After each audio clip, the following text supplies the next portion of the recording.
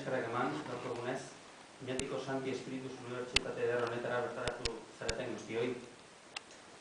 Gracias por acudir a este histórico y solemne nodo de la ciudad vasca.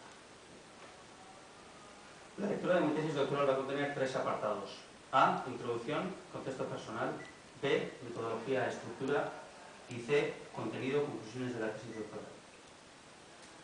Pido disculpas previamente porque esta lectura no va a poder desarrollar todos los apartados que contiene mi tesis doctoral. Estimo una duración aproximada de 33 minutos. El apartado A, introducción, contexto personal de la tesis doctoral, contiene tres partes. A1, origen e intuición que ha guiado a esta tesis doctoral, la Barrachaga y las tres escuelas de verano. A2, ciclo vital de 3 años paralelo al trabajo de campo de la tesis doctoral, 10 de febrero de 2008, 11 de febrero de 2011. Y el último apartado A3, que se refiere a los agradecimientos.